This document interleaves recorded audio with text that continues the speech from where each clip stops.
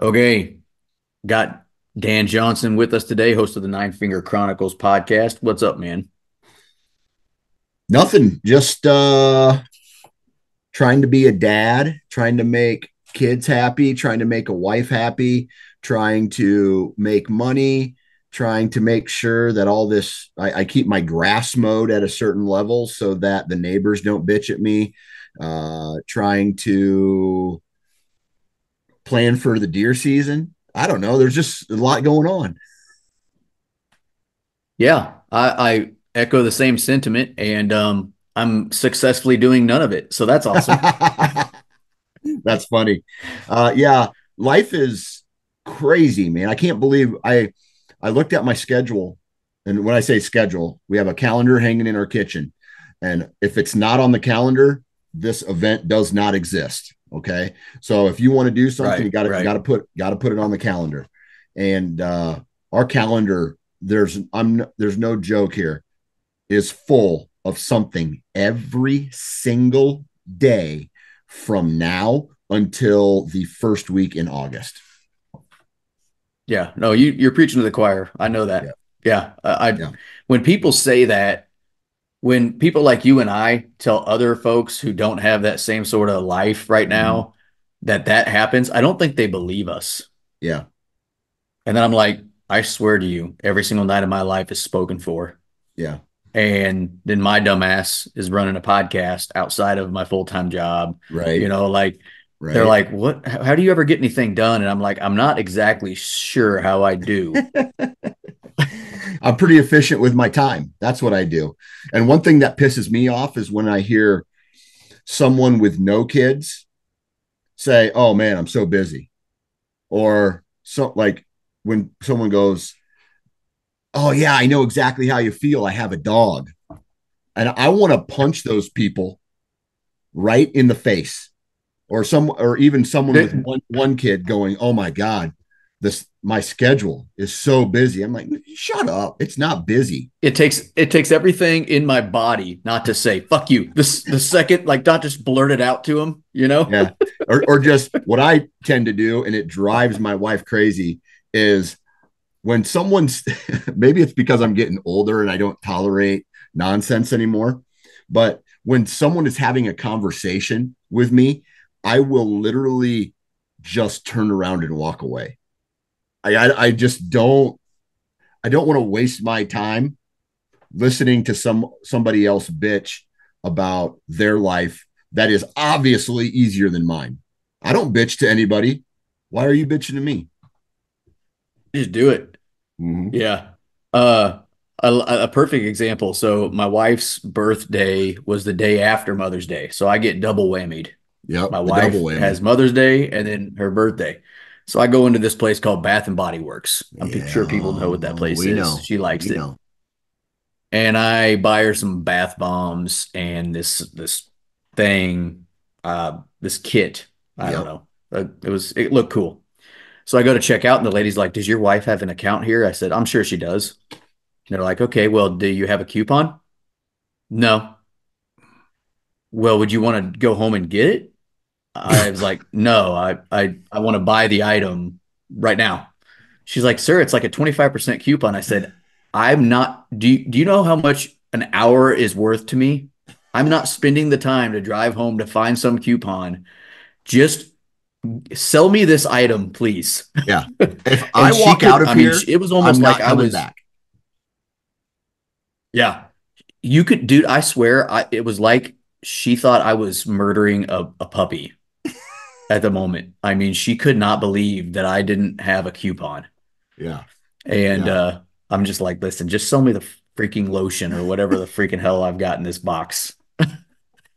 So But I do get it, man. I do get yeah. it. Well, that's the same everywhere you go now. Someone's trying to get you to sign up for that company's credit card. And then they'll say, well, if you sign up today, then you're going to save 60% on today's shop. But then you get your credit run, and then you get a credit card, and then there's a potential for an interest rate if you do decide to put it on and Yep. forget to pay it. So even if it Yep. saves me 50%, I'm just like, no, because more than likely I don't come here enough to spend the money on Yeah. this on at your store. No. So I get it. And I always have said, and I think I heard this from somebody, if you may mess with snakes enough, you're going to get bit.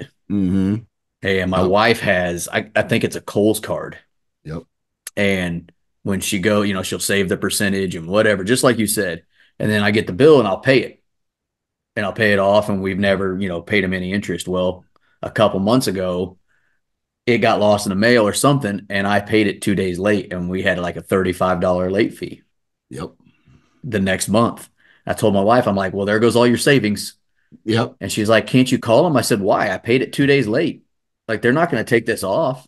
Yeah. Well, actually, what's funny is I did call them and I'm like, hey, either you remove this or I'm closing the card. And they freaking removed it. So I didn't pay the late fee, but still, You got your point next time across. they're not going to do that. Right. Yeah. Right. Right. But yeah, enough bitching about being idiots. But okay, so you and I are recording, well, like what, 20 minutes after we wanted to. Speaking of like being on time, right? Like we both Technology. were ready to go. Technology fucked us. Yep. But one thing I wanted to talk to you about today that I was listening to you talk about a few, I don't know, a couple weeks ago or a week ago on social when you put out your video clips is trail camera strategy, Right.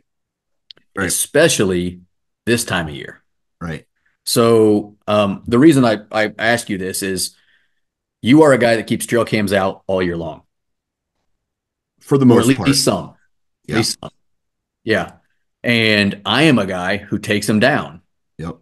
right around February, mid-February, whenever I get out, basically. Right. I'll take them down from like, let's just say February 1st, even though it's probably a little early. We're going to say February 1st. I'll take them down from then until July 1st, usually the first week of July.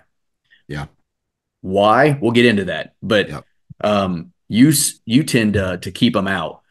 And your strategy behind it being maybe different than mine because of the different states we're in. So I guess first just talk about what's your trail cam setup like? Are most of your trail cams regular trail cameras compared to cell cams Yeah. that you keep out on a year-round basis?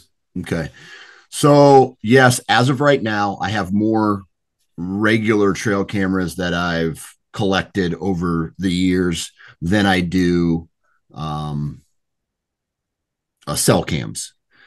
The technology, Right. though, is to a point where cell cams are going to be way affordable within the next 5-10 years, to where I'm going to guess regular cell cameras are almost going to be obsolete. Okay. And so what I mean by that is okay. So here's how this conversation started with, like, this internal conversation started with myself about trail cameras. Was I was cleaning out my garage the other day and I came across all the trail cameras that I left or that I took down once I killed my deer in Iowa this year. And so I was like, I just was staring at them and I was like, their function is to take pictures. And then I use that information to make a decision on where to hunt and what deer to go after. Well, I started sweeping the garage floor and I looked back at them. I'm like, well, right now they're not taking pictures. They're not doing anything. And so the more information that I have, the better I can use that information, and I can make a better guess on where these deer are going to, be moving, terrain features, whatever. And so I was like, man, I just got to get these out, right? Just collect something. And I had a mix of regular trail cameras and cell cams that are in my garage. And so why I started talking about that was I have a piece of equipment that I'm paying for, but I'm not using. And so fast forward to youth turkey season this year, when I took my daughter out and we were running and gunning, looking for turkeys, and we came across the trail camera that I had left out all year round. And I took it down, took it back to the house, and started flipping through trail cam pictures. Well, I gained a whole bunch of information about a specific piece of property that happened after the hunting season was over, right? So now you have, okay, this deer is here at this point in time. And so that means his range isn't just over here where I thought it was, it's here too. Maybe it's not necessarily, uh, maybe it's not necessarily during the hunting season that he's here, but when for example, there was a buck that disappeared in these two draws that the last 3 years, he has he has worked these two draws pretty regularly, but then he disappears for a while, and I don't know where he goes, right? And then he comes back, right? And so this was a 2-year-old and a 3-year-old the past 2 years, and I'm keeping my eye on him. He's a big, heavy 8-pointer who, if he makes good strides to a 4-year-old this year, there's a chance I go and hunt him.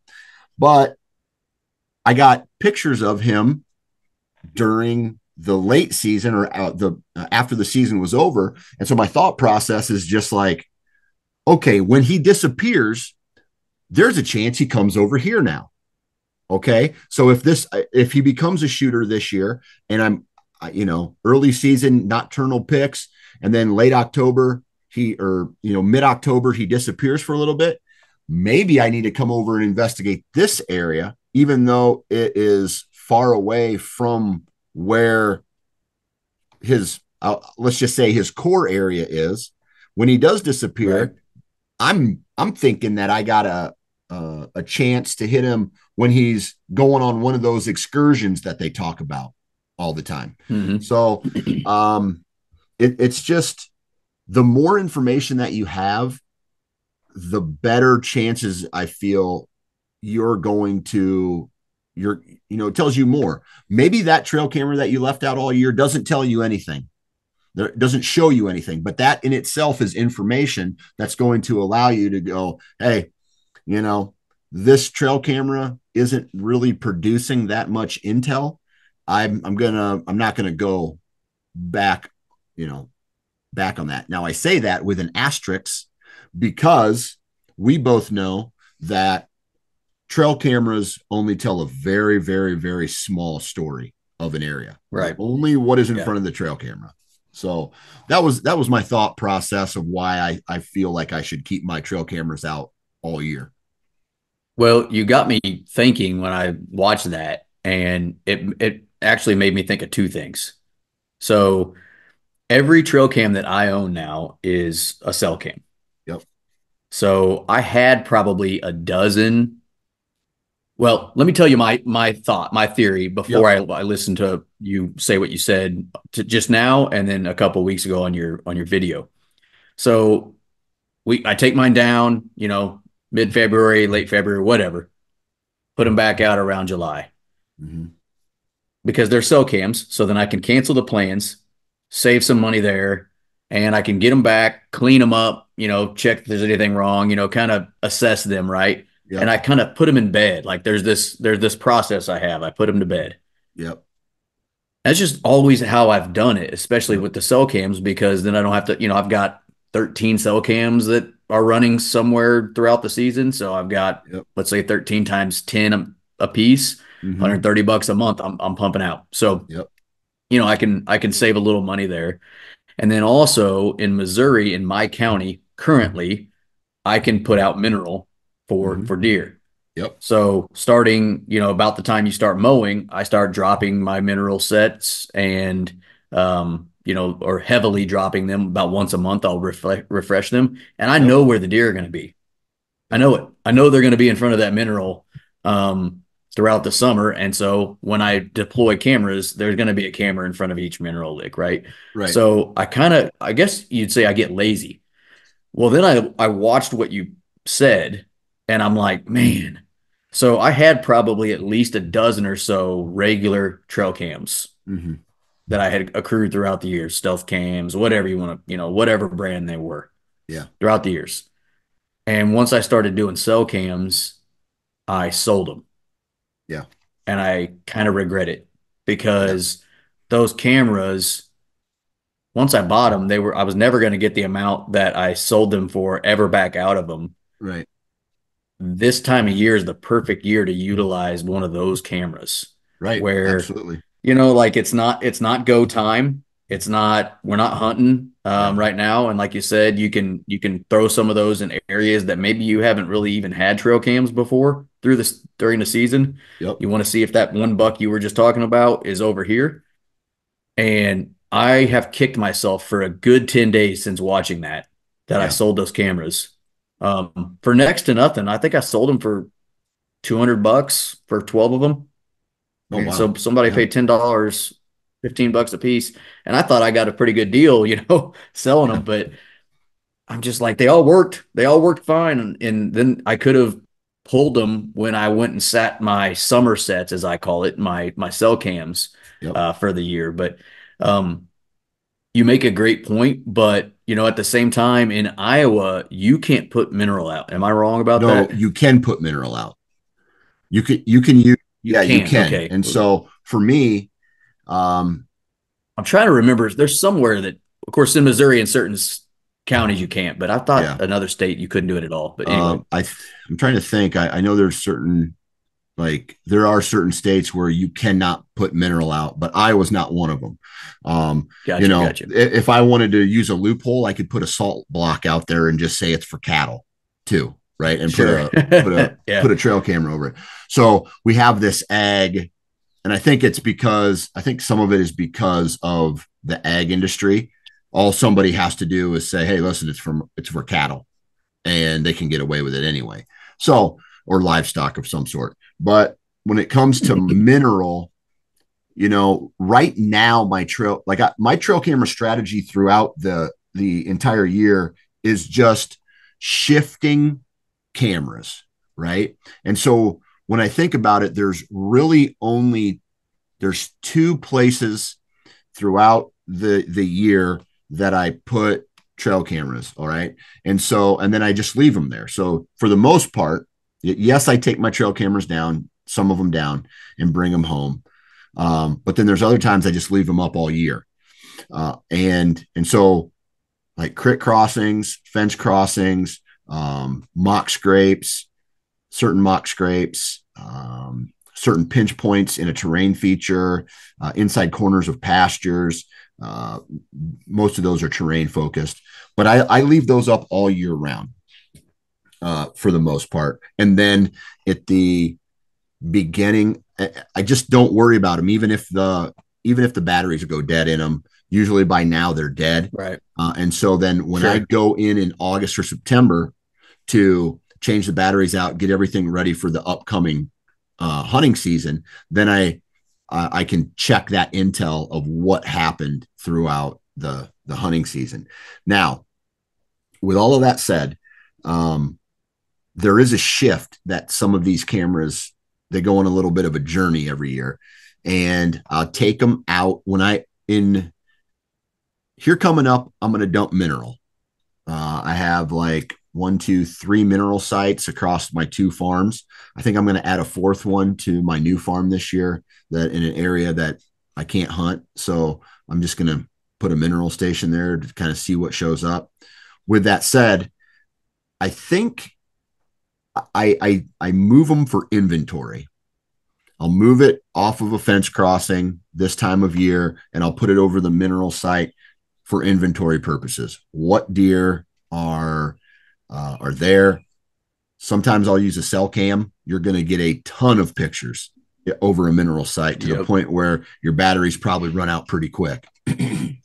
Your batteries probably run out pretty quick. Yep.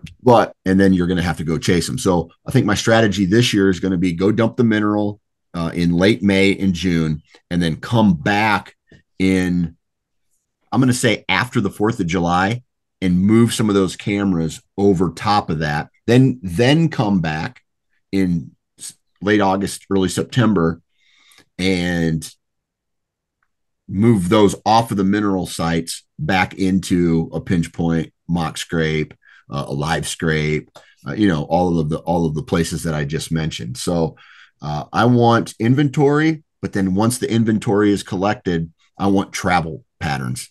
And really, that's what I'm going for. And really, once I put a trail camera back onto a travel pattern location, then I don't even care if I get bucks. I'm going to get bucks because all deer use the same terrain feature. But honestly, especially cell cams, I am looking for doe movement. That's all I care about. I just want to know that Yeah. there's does coming through a place consistently. And then eventually, when the bucks say it's time, I need to be hunting in these areas where these doe groups are moving through. Yeah. One thing I've failed on the last several years, especially this new property that Micah and I have permission on, where he killed the big deer off of this year after hunting for 10 minutes. And I'm not bitter. I'm not bitter. I probably know. Not better. And is in the late winter finding the obvious trails that you Mm-hmm. can find in the late winter Yeah. that deer use. Basically going on a scouting trip in the late winter and find those obvious trails, and then trying to see if those trails are the same trails they're using once the greenery Yeah. pops up. Right, Yep. trails are much harder to notice during the summer than they are during the winter. Although if you pay attention, you can tell where they're traveling, where their Right. trails are, and what I will try to do, and I'm curious what you think of this. I'll try to find a trail that I think is a pretty good trail that they use, and I'll put a camera on that trail facing one direction, and then I'll try to find another portion of that trail where there is a conjoining trail, like a pinch point, whatever you want to call it, Yep. another trail coming to it, and I'll put a camera on that intersection. Intersection. And Yep. what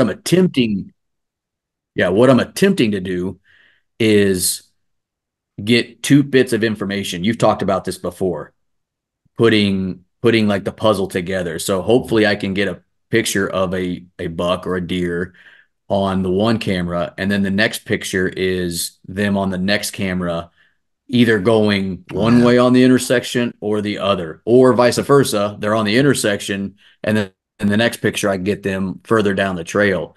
And so what I'll do is I'll try to get a camera on that intersection and then a camera on both trails. So Right. I can I can almost guarantee myself, although it doesn't happen like that a lot, but you can try to guarantee yourself that if there's a deer at the intersection, you're going to figure out which way they're traveling because you have a Yeah. camera on both trails. Right. Now, does it happen that way? I mean, one trail might be much more traveled than the other, but that's what I try to do. What do you do about this time of year for trails and travel patterns for cameras? Yeah. So again, it's just the terrain features. Creek crossings are very popular places um, Yep. where terrain dictates deer movement. Those are, I mean, really, that's it. So I'll just give you an example. On this new property that I hunt, there's a creek that runs north south, and it just curves back and forth. And so when it curves into high ground, it creates a steep bank. And then on the top of this bank is a trail, right? So the deer aren't going down a steep bank, crossing a creek, going up a steep bank. They're hugging the bank high side, and they're following this north south travel pattern. Well, I put trail cameras there on that because there's two they can go low, but most of the time they stay high, especially when they're coming back into the timber from feeding all night. So morning, a lot of it's morning movement that I catch there, and then they go to their beds, and then when they come out of their beds in the evening, they go straight to the green, and then the timber kind of empties per se. So with that Right. said, like I don't necessarily try to find patterns through multiple trail cameras like what you do. However, the outcome is the same. So I take like right now I use Onyx, okay, and so I'm on Yeah. Onyx. You can do it with anything, and you mark on a map where you saw a deer. Then you mark on a map where you got a picture of the deer. Then you got mark on a map another picture. And so what this does on this overlay is it creates a shape, whether it's a big square, whether it's a star looking thing. In 2018, I used this strategy, and 2020, I believe it was 21. I used this strategy specifically to kill the deer that I killed. And so, long story short, you are triangulating their position through historical data. And you're saying, okay, this deer shows up here. He shows up here. I found his shed here. I saw him from the stand right here. And all this data creates this shape. And then what I do is I look for a terrain feature that dictates deer movement within this shape. And usually that results in deer, maybe not that deer every time, but now you're knowing maybe I need to put a camera here. And if I put a camera here and I get a picture of him here, now I have a good access route to a good stand location or saddle location or ground blind location, whatever the case may be. And I can now get out and get into a place where I know he's moving through, and then try to ambush him that way. Yeah, what's funny is I do that, but I don't correlate that with trail cams. Mm-hmm. I mean, I do it. It's just kind of funny. I don't actually think of the map side of it. Like, so I keep a note. I've talked about this with you before. I keep a note, and every picture I ever get of that deer, I talk about what time it was, which way he was traveling, what the weather features were. But I never actually go put it on a map. Yeah. I'm just sitting there and I'll look at I'll read it and I'll try to like figure it out myself. That's a great idea. I ought to open up a onX map and just start dropping pins of a certain color and doing what you're talking about, because I'm doing that with my trail cams. Yeah. I'm just doing it the old school way, kind of like I'm taking the new information, new technology, and I'm still writing it down. Right. You know what I'm saying? Like basically putting in a note is just like writing in a notebook. Right. And what caused me to do that was in 2017, there was a 4-year-old that I was kind of interested in hunting. He was probably about low 140s, maybe as a 9-pointer, just barely a 9-pointer. I mean, it was like an inch time making him a 9-pointer. And so I was shed hunting this field and I found his shed. And I said, okay, I'm going to go check this trail camp. I finished shed hunting. It was one of the best shed hunting days I've ever had. I think in 40 minutes, I found 12 or 13 sheds. It was awesome. Awesome. Yeah. And so I pulled the trail camera card, took it back to the house, checked it. And I had this picture of this buck in November or October and November. And then also because he had a characteristic on his face that it's like a scar. I think like right on the middle of his head, he had a scar. I said, hey, that's that buck. And here's his shed. And he was here in November too. So something in my head kind of sparked. And I was like, you need to go just on a map, put all the points where you have him. Because I didn't see him from the stand, but I had him across the North Road one year. And that's a pretty far distance from where I found his shed. So this means he's moving on this imaginary line back and forth throughout here. I want to go see what terrain features there are in here. And so I printed out a map. I made all these dots with a marker, and then I connected each dot to each dot, right? So there's lines coming in and there's lines going out of each of these dots. And it created this star. Well, what I did was then I basically made a circle around it. And I said, what terrain features within this shape could this deer be moving through? And I said, this one. and it was right in the middle from a velvet picture that I had of him in August and where I found his shed. And there's a direct line that went between these two spots. And I put a tree stand there after a 48-hour rainstorm, and it was the first and Mm-hmm. only deer to show up, and I shot him. So that was an instance and an example. I did the same thing in 20 with my 2021 buck too. Uh, I, I I had one. No, I had him on trail camera at three different places, so it made a triangle. And so I'm like, Mm-hmm. okay, well, I'm gonna put him. I'm gonna set up on him right here.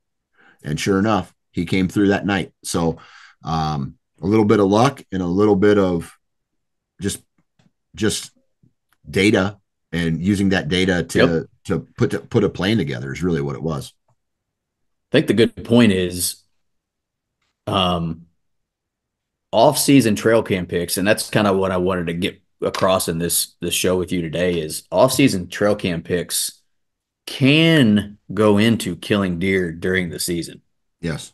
right? Like Yes. the pictures you got of him, you found a shed. That was a data point. You got a picture of him after you checked that camera, another data point. Well, those were all after season. He dropped his Yep. sheds after the season, or his antlers Yep. after the season was over. That picture Yep. you got was after. Some early season stuff you're getting, or early camera pictures that you're getting during the summer. That's not during the season. Yep. But you can take that information that you are getting in the off season and help use it towards information you're getting during the season, whether Right. we're hunting. We haven't even talked about we're not going to during the season trail cam strategy because that changes. Now we're Yep. putting cameras Yep. over scrapes and, Yep. crossings and, where does are at more, that sort of Mm-hmm. stuff. But you can take the information you're getting during the season and go, all right, here's what I got during the season. Here's what I'm getting off season. Yep. I'm gonna go right here. Just like you said, Yep. train features within those are the important because sometimes it like jumps out at you on the map, right? I'm Yeah. sure that would be great. You put all these dots on your map, and then you're just like, oh no shit, this ridge right here, boom, Yep. got it, Yep. makes sense.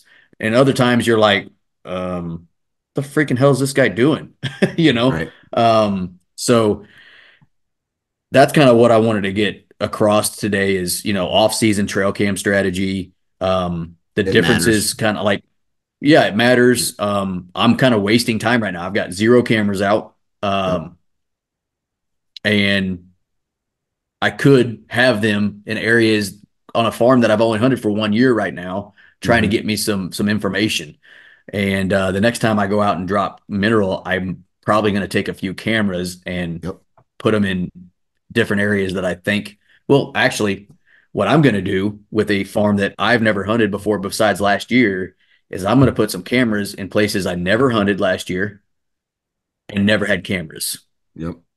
and just start trying to get information from there, unless there are areas that aren't worth a shit. But um, if there's sign that deer are in there, I'm going to put a camera in there because that's information I've never received. So Yeah. I'm going to get some. So thank you for costing me more money. I appreciate that. It's just That's going batteries, to man. Just batteries. They're expensive. and the plans because I don't have any more damn cameras that aren't cell cams. I'll There you tell you, I go. might have to call my buddy back that bought them from me and be like, dude, are you not using any of those? I'll buy them back. You're gonna Indian give. But yeah, exactly. I'll buy them back from him, and he's probably Yeah. going to charge me more than whatever. Only a good friend would, right? Only a good friend would. Yeah. Well, Dan, man, like I said, this is a quick show. I just kind of want to talk about some off-season trail cam strategy and appreciate you giving your thoughts on it and something for people to really think about. This is going to come out May like 20th, somewhere in there. I don't remember Yep. exactly, 21st maybe. And so, I mean, it's early season, and a lot of people don't put cameras out like me till July, August. Might think about getting a few of them out right now and at least checking stuff out. You're probably out doing stuff on your properties anyways, whether it's dropping mineral, whatever, food plots, that sort of stuff. So you might as well, throw some cams out. So I Yep. appreciate you coming on and talking about that, Dan. Anytime, man. All right, buddy. We'll talk to you later.